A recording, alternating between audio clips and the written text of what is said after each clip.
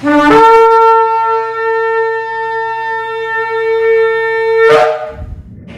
Shalom. Está la congregación Beit Finales del sector Candelaria en Arecibo, en la carretera número 2. Y esta que le habla es la Roa y la doctora Maritza Rivera. Vamos a estar hoy estudiando la parashá número 32, la parashá Behar. La parashá número 32, la parashá Behar, la cual se encuentra en el libro de Levíticos, Vayikra, capítulo 25:1 al capítulo 26:2. Y en esta parashá, el mejor significado de Behar es en la montaña, la montaña se llama Har. Y hacemos la introducción, como siempre, hablando sobre lo que vamos a estar hablando de esta parashá. Y dice que en el monte Sinai, Yahweh le comunica a Moshe las leyes del año sabático. Cada séptimo año todo el trabajo en la tierra debe cesar y su producto debe de ser dejado libre para que lo tomen todos, tanto seres humanos como animales. 7 siglos sabáticos son seguidos por un 50º año, el año del jubileo, el Yovel, en el cual también cesa el trabajo en la tierra y todos los sirvientes son enviados libres y las propiedades ancestrales en la tierra Kadosh vuelven a la posesión de sus propietarios originales. Behar también contiene leyes adicionales que gobiernan la venta de tierra y las prohibiciones contra el fraude y la usura. Entonces entramos de lleno a la parashá, capítulo 25, los versículos 2, 8 al 10, donde dice: habla a los hijos de Israel y dile, cuando entréis a la tierra que yo os daré, la tierra guardará reposo para Yahweh. Contarás también 7 semanas de años para ti, 7 veces 7 años, para que tengas el tiempo de 7 semanas de año, es decir, 49 años. Entonces tocarás fuertemente el shofar o el cuerno de carnero el 10º día del 7º mes. En el día de la expiación tocaréis el shofar por toda la área, y así consagraréis el 50º año y proclamaréis libertad en la tierra para todos sus habitantes. Será de jubileo para vosotros, y cada uno de vosotros volverá a su posesión, y cada uno de vosotros volverá a su familia. Eso son lo que dicen los textos. Entonces nos preguntamos, ¿cuándo será el próximo año de jubileo? El año de Yoel. ¿Cuándo será? El año de jubileo que el Estado de Israel proclamó en el 50 aniversario de su fundación no fue un año de jubileo de la Torá. La Torá habla de otro tipo de jubileo, cuando todas las tribus vuelven ¿a qué? A sus posesiones y la tierra es restaurada en su estado original según las fronteras establecidas por medio de Moshe y conquistada bajo la dirección de Yehoshua. Después de la dispersión de las 10 tribus del norte en el año 722, antes de la era común, no ha habido posibilidad de celebrar el año del jubileo. Sin embargo, los años sabáticos fueron contados durante el tiempo de los 2 templos. Y durante el tiempo del segundo templo no se celebraban los años de jubileo, pero sí se contaban. Después de la destrucción de Jerusalén y el inicio de la diáspora romana, no se ha podido guardar ni contar ni el año de Shemitah, sabático, el año Shemitah es sabático, ni el año de Yovel, que es jubileo en la tierra de Israel. Según Maimónides, se iniciaría en el futuro un nuevo conteo de los años de Shemitah y de jubileo en el tercer retorno, o sea, en la diáspora romana, al igual que se hizo en el segundo retorno en el tiempo de Esdras. Y entonces vamos a hablar de unos números, ¿verdad? Porque dice que en el año 1881 al 1882, y en el calendario hebreo es el 5642, se hizo la primera aliyá del tercer retorno. Y empezaron a contar el año siguiente como el primer año del ciclo septuanual para los años sabáticos. Entonces, de esa manera cayó el primer jubileo del tercer retorno en el año 1931 al 1932, o sea, en el 5692. El siguiente año de jubileo fue en el 1980 hasta el 1981, según el calendario hebreo, en el 5683. 5.741. Y el próximo será en el año 2029 al 2030, según el calendario hebreo, en el 5.790. El primer año del ministerio público de Yeshua, en 27 al 28, o sea, en el 3.788, calendario hebreo, fue durante un año sabático, según fuentes históricas antiguas. Y también él mismo dijo que su ministerio empezó durante un año sabático, al citar Isaías 61, 1 al 2, y en Lucas capítulo 4, versículos 16 al 21. La profecía de Yeshaya en el 61 habla de que el Mashiach tiene que venir durante un año sabático y un año de jubileo. Si su primera venida fue un año sabático, es muy probable que su segunda venida sea en un año de jubileo. También es posible que venga antes del año de jubileo para poner en orden todo el mundo y restaurar las 12 tribus para que el reinado mesiánico de 1000 años pueda ser iniciado en el próximo año de jubileo. El tiempo mostrará si el conteo que empezó desde el 1882, o sea, 5.643, es correcto, de modo que el próximo año de jubileo caiga en el 2029 al 2030, que es el 5.790, el cual sería el inicio del reino mesiánico. Y ustedes saben que muchas cosas están anunciadas para el año que 2030, que va a ser un año de muchas sorpresas a la humanidad. Pues entonces nosotros a través de la Torá estamos viendo, ¿verdad?, que puede ser que ese año de jubileo caiga en el 2029-2030. Continuamos en el capítulo 25, 18, donde dice: cumpliréis pues mis estatutos, guardaréis mis leyes, mis tratados, para ejecutarlos, para que habitéis seguro en la tierra. ¿Cuál es la mejor protección contra el enemigo? Hay leyes espirituales que el Creador ha establecido para todos los hombres. Y una de esas leyes aparece en este versículo.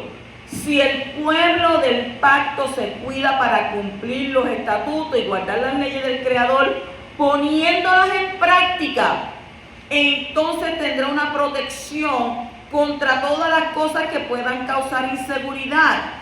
Y esta ley es también aplicable para el resto de las naciones y en grupos de personas, y hasta cierto grado también en cada individuo. O sea, el que obedece será protegido y podrá habitar seguro en la tierra. Por esto es más importante cuidar su alma en relación con los mandamientos de Yahweh y cumplirlos para poder dormir en shalom y no temer las calamidades de este mundo, que buscar con afán todo tipo de cosas que podrán darnos seguridad. El que confía en Yahweh y le es fiel será protegido. Y si le ocurre algo malo es porque Yahweh tiene un plan bueno con ellos. O sea, si tú eres discípulo del Mashiach, sé obediente y habitarás seguro en la tierra. En el capítulo 25-21 dice: yo entonces os enviaré mi bendición en el 6º año, de modo que producirá fruto para 3 años. ¿Cómo son contados los años? Josué empezó a contar los años para el jubileo 14 años después de haber pasado el Jordán.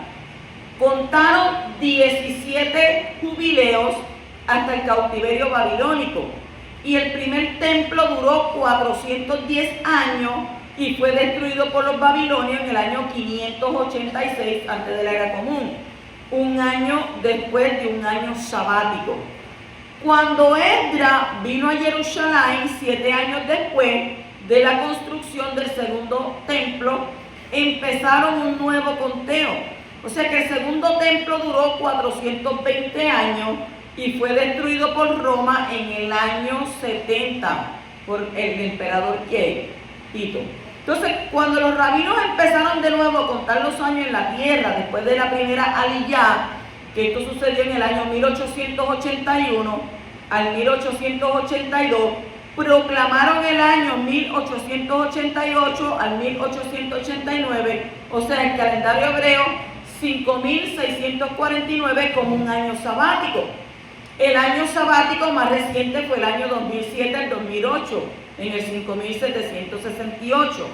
Y en ese año hubo varios reportajes acerca de cómo el Creador había protegido a los que guardan las normas del Shemitah en Israel. O sea, que dice que los plátanos, que las papas fueron destruidos por heladas, excepto en los campos de los que se sometieron al conteo rabínico y guardaron el año sabático. Esto es algo bien importante para nosotros.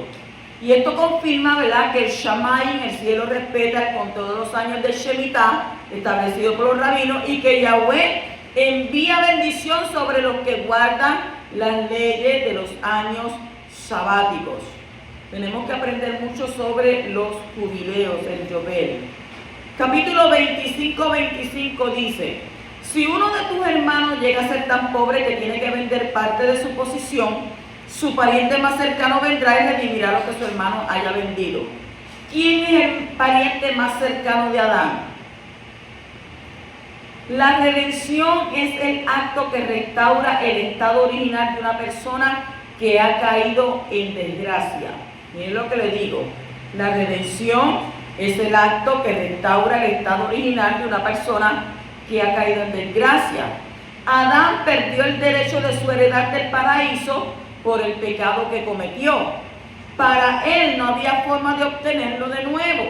Y Yahweh tenía un plan: enviar el pariente más cercano de Adán para redimirlo, de manera que pueda entrar en la Aret, en la tierra, y poseer el paraíso de nuevo. Entonces, ¿quién es ese pariente más cercano? El segundo hombre, según Lucas 23:43 y Revelación 2:7, donde dice: al vencedor le daré a comer del árbol de la vida que está en el paraíso de Elohim. En el 25:29 continúa: si un hombre vende una casa de vivienda en una ciudad amurallada, su derecho a redimirla es válido hasta que se cumpla un año de su venta, y su derecho de redención dura todo un año. O sea que aquí se refiere a una ciudad que estaba amurallada en el tiempo de la conquista bajo Yehoshua, no a una ciudad que fue amurallada después. O sea que esta liyá habla de la venta de diferentes tipos de propiedad y su derecho de redención. Es bien importante saber todo esto. Capítulo 25 y versículo 30 dice: pero si no se la redimen en el espacio de un año, la casa que está en la ciudad amurallada pasará para siempre a su comprador por todas sus generaciones y no saldrá de su poder en el jubileo. ¿Qué dice la Torá de la propiedad privada? La Torá tiene muchas normas que defienden el derecho de la propiedad privada. Uno de los 7 mandamientos que fueron dados a Noé y a sus hijos es la prohibición de hurtar. Y hurtar es apropiarse de algo que sea del prójimo. Porque algunos dicen: no, pero es que dice no robarás. Pero también es hurtar, es lo mismo. Entonces, si no hubiese habido un derecho de propiedad privada, no existiría ese mandamiento. Si todo fuera de todos, no se podía entonces legislar en contra del hurto. Y el que se apropia de lo que sea del prójimo se está rebelando contra el principio de la delegación de administración que el Creador ha establecido. Y al meterse en el área de responsabilidad de otro, se está faltando el respeto a Yahweh. El que quita algo de alguien sin su permiso está ofendiendo al Creador, que delegó a esa persona la autoridad de tener ese algo. Y aunque no existe la palabra tener en hebreo, lo cual indica que todo es de Yahweh, porque nada es de nosotros. ¿Nosotros somos qué? Administradores. El hombre solo es un administrador de los bienes del Creador. Sí hay una palabra para posesión, principalmente en relación con la tierra, pero también con otras cosas. Y es la palabra ajusá, A-J-U-Z-A acentuada, ajusá, posesión, propiedad de tierra. Y aparece varias veces en este contexto, que viene de la raíz ajaz, A-J-A-Z, ajaz, que significa coger, agarrar, así. Entonces este texto muestra que la propiedad de tierra asignada a una persona no le pertenece solo a ella, sino pasa a la posesión de sus descendientes para siempre, que eso es lo que sucede hoy en día. Se mueren los padres, la posesión, la casa que tienen los padres le toca al hijo. Si no tiene hijo, pues entonces al hermano, ¿verdad? Del padre o de la madre, y así consecutivamente. Si se muere el esposo, pues le toca a la esposa. Si se muere la esposa, pues le toca al esposo. Y eso va pasando ¿de qué? De mano en mano a los descendientes, la van poseyendo. Entonces, decimos, ¿verdad? Que el Creador nos ayude siempre a respetar la propiedad privada de otros. Porque he visto, ¿verdad?, que muchas personas se matan a consecuencia de las herencias. ¿Usted conoce a su familia en dónde? En las herencias. Ahí es que usted sabe quién es quién. Me tienen que dar más. No, a aquel le dieron más. A mí me dieron poco. No, yo quería esto, yo quería aquello. Ahí es que usted sabe quién es quién. Porque a la hora de la gerencia, a la hora de repartición, todo el mundo quiere, ¿verdad?, más para mí que para allá. Capítulo 25:35 dice: en caso de que un hermano tuyo empobrezca y sus medios para contigo decaigan, tú lo sustentarás, ya sea un forastero peregrino, para que viva contigo. En este versículo encontramos tres palabras diferentes. ¿Cuáles son? Hermano, que en hebreo es aj, forastero, en hebreo es ger, G-U-E-R, ger, y peregrino, que en hebreo es toshab, T-O-S-H-A-V, toshab. En este caso, el ger, ¿quién es el ger? El peregrino. Se refiere a un prosélito, a un converso completo, a un gentil convertido a la fe de Israel, y por lo tanto es considerado como un judío plenamente, con todas las obligaciones y derechos implicados. El toshab es un gentil que vive en la tierra de Israel y que no ha hecho la conversión. El judío tiene la obligación de ayudar con préstamo o donativo tanto a su hermano judío como al converso, como al que reside en su tierra, si están en necesidad de apoyo económico para no quebrar. Entonces, hay 8 niveles de caridad. La caridad en hebreo se llama sedaká. Y estos 8 niveles habla de qué. Número 1, cuando se da con mala gana. Este es el nivel más bajo, el de sedaká, el de usted dar, ¿verdad?, caridad. Ya vienes a pedir. Yo tengo que ya que darle algo. Déjame ver si tengo ahí 5 chavos. Oiga, que usted va a comprar con 5 centavos. Tengo un par de prietos ahí, déjame sacar y dárselo. Usted está dando entonces ¿con qué? Usted está dando de mala gana. Y usted sabe qué, que todo lo que usted hace, eso se le retorna. Si usted lo hace con mala gana le van a atender a usted. Entonces este es el nivel más bajo. Número 2, cuando se da menos de lo que se puede, pero con alegría. Usted tiene, ¿verdad? Bueno, es que yo tengo que darlo, pero tengo poco, pero lo da con alegría. Tú sabes qué, lo doy con alegría. Número 3, cuando se da directamente al pobre que lo solicita. Número 4, cuando se da indirectamente, de modo que el dador no conoce al beneficiario, pero el beneficiario conoce al dador. El otro es cuando se da directamente al pobre sin que lo solicite. El otro era que lo solicita, pero este es sin que lo solicite. El número 6 dice, cuando se da indirectamente, de modo que el dador y el beneficiario no se conocen, mediante la contribución a un fondo de ayuda social administrado por personas responsables, o sea, los centros de caridad a las personas. Entonces, cuando el dador mantiene una persona antes de que empobrezca, dándole una ayuda importante de manera digna, con un préstamo, con asesoramiento o educación para encontrar empleo o establecer una empresa para que no dependa de la ayuda de otros.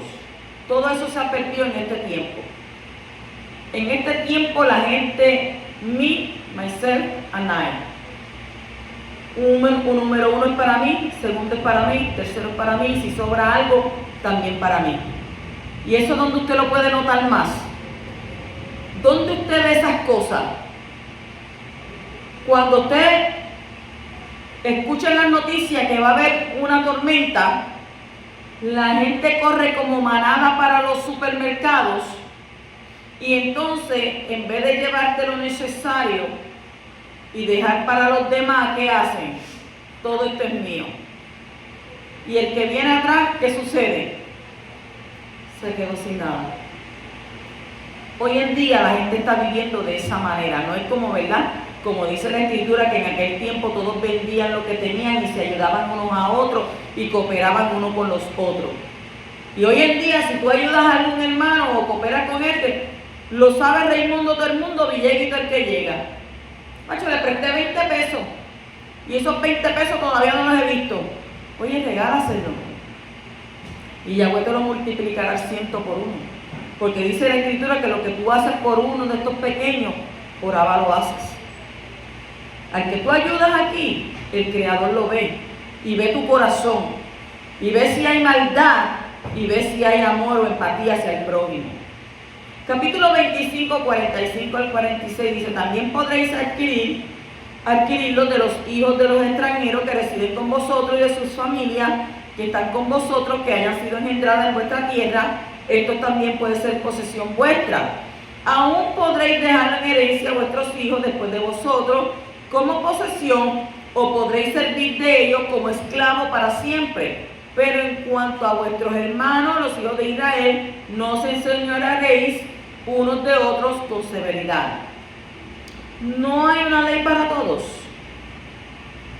Este texto muestra que diferentes tipos de extranjeros pueden vivir entre los hijos de Israel. Por un lado, la Torá enseña que hay una sola ley para el nativo como para el extranjero, según el libro de Éxodo, capítulo 12, 49, el libro de Vallicrá, 24, 22, y el número 15, 16 y el 29. Pero por el otro lado, hay diferentes normas para un nativo que para el extranjero. O sea, el nativo no puede comer carne de animales ahogados, pero el extranjero sí, según Devarim 14, 21. Y este texto dice que los esclavos que los hijos de Israel hayan adquirido de los hijos de los extranjeros que residen entre ellos podrán ser su posesión para siempre, pero los hijos de Israel que hayan sido vendidos como esclavos tendrán que ser liberados en los años de remisión y de jubileo. Entonces, cuando hay una sola ley, una Torá, para el extranjero que para el nativo, o sobre qué tipo de extranjero es aplicada la misma ley que para el nativo. La respuesta es que cuando el extranjero haya hecho la conversión oficial para ser parte del pacto de la circuncisión, le es aplicada la misma ley que para los nativos de Israel. Solamente los extranjeros que están dentro del pacto de la circuncisión de la carne tienen la obligación de cumplir todos los mandamientos de la Torá, como también enseña el Rab Shaul en Gálatas 5:3. Y otra vez testifico a todo hombre que se circuncida que está obligado a cumplir toda la ley, o sea, la Torá. El extranjero que vive en Israel no está obligado a cumplir toda la ley de Moshe, toda la Torá de Moshe. Solo el extranjero que haya entrado en el pacto de la circuncisión de la carne está dentro de la categoría de los que la Torá dice, según Números 15, 16, una sola Torá habrá, una sola ley habrá, una sola ordenanza para vosotros y para el extranjero que reside con vosotros. Si un extranjero que vive dentro de Israel no está obligado a cumplir toda la Torá, toda la ley, cuanto menos los que no viven dentro de Israel. ¿Por qué? Porque es que hay una diferencia. Si tú eres discípulo entonces de Machía, no te dejes engañar por los que propagan, ¿verdad?, que es solo una ley, hay una sola ley para los judíos y los gentiles que recibieron la vida en el Machía. Están causando confusión ¿en dónde? Entre los injertados. y rebeldía contra las autoridades judías y poniendo sobre los que no fueron llamados a ser judíos un yugo que no es para ellos. Nosotros fuimos ¿qué? Injertados en el olivo, ¿o no es cierto? ¿Verdad? Según lo dice Romanos 11. El capítulo 26:2 dice, guardarás mis días de reposo. Guardaréis y guardaría mis días de reposo y tendréis en reverencia mi santuario, yo soy Yahweh. ¿Cuándo empezará el séptimo milenio? El Creador dice que el séptimo día, el Shabbat, es suyo. Y el Shabbat, sábado, es el día de Yahweh. Y los 7 días de la semana son una señal profética sobre la historia del mundo.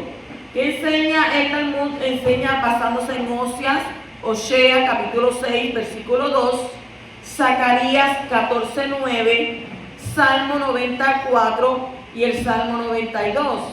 Dice que la historia del mundo tendría ¿cuánto? 2000 años con desolación, 2000 años con Torah, 2000 años de edad mesiánica y 1000 años de remisión, y después el mundo será renovado.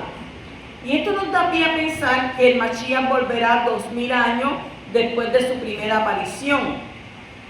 Cuando vino por primera vez, habían pasado 4 días de la semana de la historia del mundo, es decir, 4000 años. Entonces quedaban ¿qué? Quedaban 2 días para el día de reposo, es decir, 2000 años hasta el milenio del reino mesiánico. Entonces hay una diferencia entre la era mesiánica y el reino mesiánico. ¿Ve lo que le estoy diciendo? Diferencia entre era y reino mesiánico. En el Salmo 94 y el segunda de Pedro, o Kefas, capítulo 3:8 está escrito: porque 1000 años ante tus ojos son como el día de ayer que ya pasó y como una vigilia de la noche. Pero no ignoremos esto, que para el Creador un día es como 1000 años y 1000 años como un día. O sea que la primera resurrección de los muertos ocurrirá después de 2 días, es decir, 2000 años después de la primera venida del Mashiach, como está escrito en el libro de Oseas, capítulo 6, versículo 2. Dice, nos dará vida después de 2 días, al tercer día nos levantará y viviremos delante de Él. Anhelamos eso.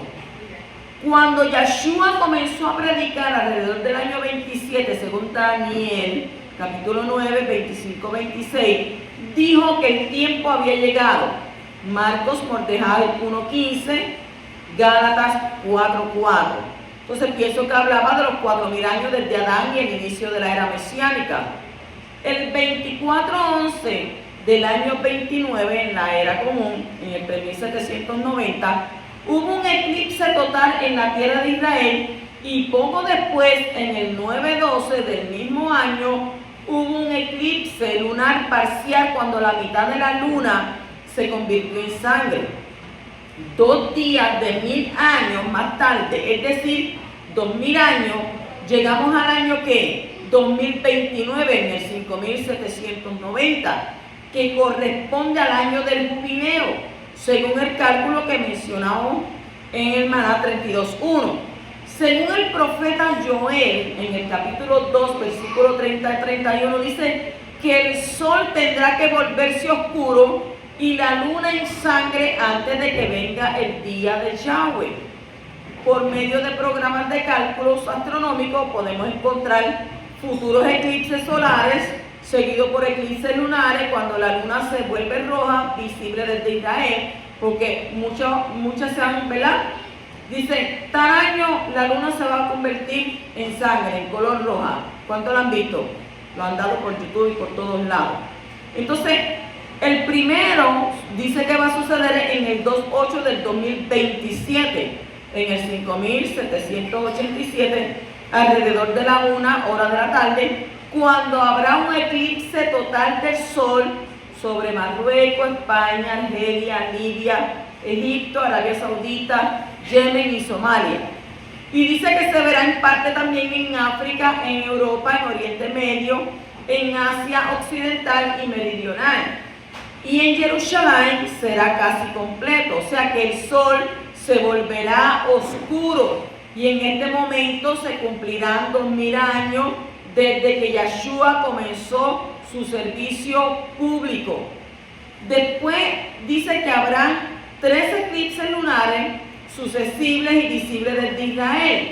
El primero será en el 6-7 del año 2028, o sea, en el 5788. Entonces dice que se podrá ver muy poco desde Jerusalén. Sin embargo, dice que durante el año siguiente, que es un año sabático, habrán 2 eclipses lunares en Israel. Y alrededor de las 7 horas de la tarde, según el 31-12 del año 2028. Esto viene siendo en el 5789. Dice que habrá un eclipse total sobre Jerusalén. Entonces, cuando la luna se volverá totalmente como sangre. Apunten esa fecha para que usted se dé cuenta. En el 26-6, eso viene siendo junio del año 2029, que es en el 5789, dice que habrá un eclipse lunar casi total.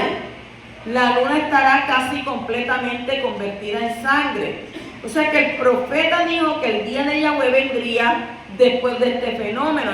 Y esto también apunta hacia el año 2029, en el 5790.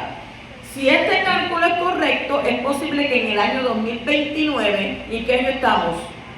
2024. O sea, sería en el 5790, sea el año 6001 después de Adán, cuando se establecerá el reino mesiánico en la tierra. Y según el cómputo de años rabínicos, sería el año 5790, lo cual nos da una diferencia de 211 años. Esta diferencia se debe a que los rabinos cuentan que los hijos de Israel estuvieron en Egipto durante 210 años, mientras que la Torá habla de 430 años, según Éxodo capítulo 12 y versículo 40. Lo que da una diferencia de ¿cuántos años? 220 años. O sea, que 430 menos 210 es igual a 220. Y además el cálculo del periodo del imperio persa es incierto. El año judío, o como le dicen, el 5790, iniciará el 10 de septiembre del 2029.